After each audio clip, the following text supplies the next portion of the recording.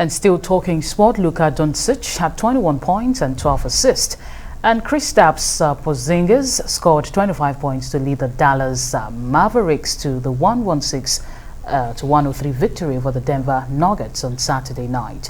Nikola Jokic finished with 26 points, 11 assists, and 9 rebounds for the Nuggets, who had their 5-game winning streak snapped.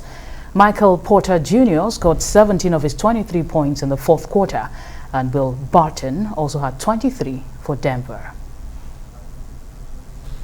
And tributes are being paid to boxing legend Marvin Hagler, who has died at the age of 66.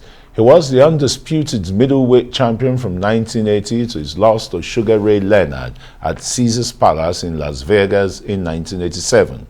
The middleweight boxing great's reign and career ended with a split decision loss to Leonard. His wife, K.G. Hagler, confirmed his death on Facebook on the Hagler's fan club page. He was inducted into the International Boxing Hall of Fame and World Boxing Hall of Fame in 1983. And earlier, Arise correspondent Ben UWADIA spoke on marvelous Marvin Hagler's boxing legacy. His legacy will be having perhaps what many boxing purists would say the greatest fight in boxing history.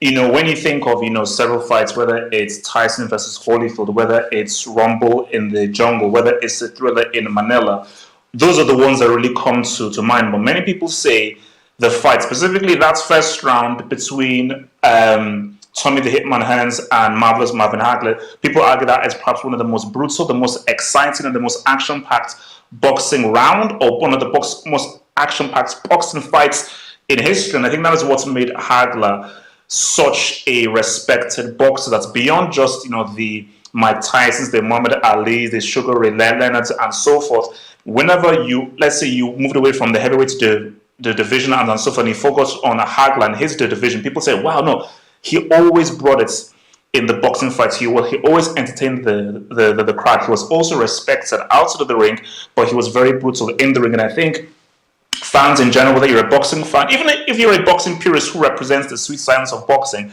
boxing fans or non-boxing fans appreciate people who go out there and entertain the crowd while the crowd, they're not defensive, they attack. I think Hagler definitely will be known as one of the most fiercest, and best boxers in his division.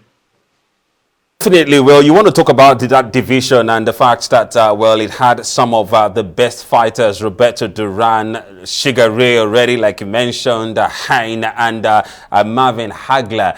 Now, can we look back and say, well, Marvin Hagler was indeed one of the greatest boxers of all time, or perhaps, that indeed we have seen?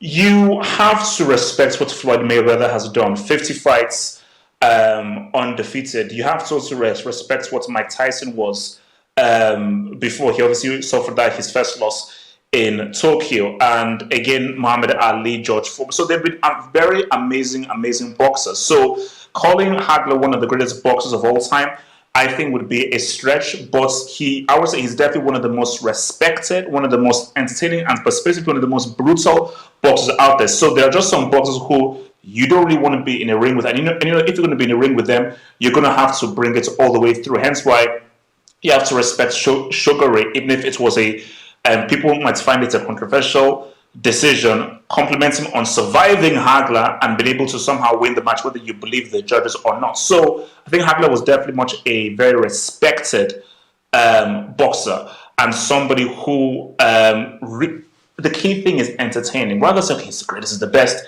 he was one of the most entertaining boxers to watch. Hence why you go to any street in America or so forth, they'll say, nah, Hagler, yes. So he's very much like a people's champion, respected by the regular man.